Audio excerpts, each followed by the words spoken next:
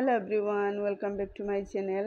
আজকে আমি একটি ব্লগ নিয়ে এলাম। আজকে আমি চিকেন কাবাব রেডি করব।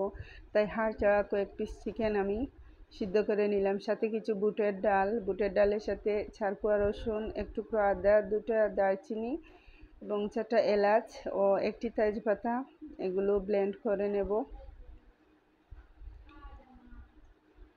এগুলো ভালোভাবে আমি ব্লেন্ড করে নেব। এগুলো যখন ব্লেন্ড হয়ে আসবে তখন সিদ্ধ দেওয়া চিকেনগুলো আমি এর মধ্যে দিয়ে আরও একটু ব্লেন্ড করে নেব।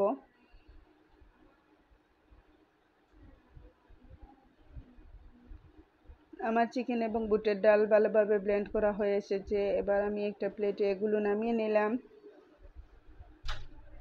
অন্যদিকে একটি প্লেটে আমি পেঁয়াজ কুচি, কাঁচামরিচ কুচি এবং ধনেপাতা কুচি রেখেছিলাম।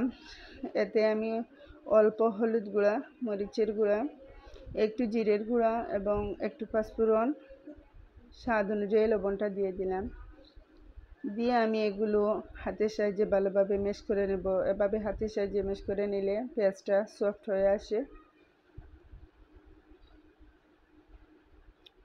এবার আমার পেঁয়াজগুলো ভালোভাবে মাখা হয়ে এলো, তাই আমি বুটের ডাল এবং চিকেনগুলো দিয়ে দিলাম। সাথে একটি ডিম দিয়ে দেব। ডিমটা দিয়ে ভালোভাবে আমি হাতের সাহায্যে এগুলো ম্যাশ করে নেব। অন্যদিকে চুলায় একটি ফ্রাই প্যান বসিয়ে নিলাম। ফ্রাই প্যানের অল্প কিছু তেল দিয়ে দিলাম। তেলটা গরম হয়ে এলে এবার আমি কাবাবের শেপ করে করে চিকেনের কাবাবগুলো দিয়ে দিলাম। চুলার আঁচটা একদম মিডিয়াম লো হিটে রেখে এভাবে আমি উল্টিয়ে পাল্টিয়ে দেব।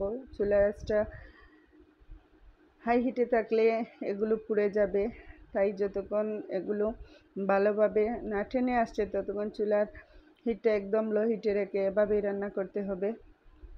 আর দেখতে পাচ্ছেন কি সুন্দর একটি কালার চলে এসেছে। আমার চিকেন কাবাবগুলো একদম রেডি হয়ে এসেছে। তো আজকের রেসিপিটা যদি আপনাদের ভালো লেগে থাকে তাহলে লাইক, কমেন্ট, শেয়ার করতে ভুলবেন না। একদম সহজভাবে, একদম হাতে থাকা উপকরণ দিয়ে আজকের রেসিপি। সবাই ভালো থাকবেন। আল্লাহ।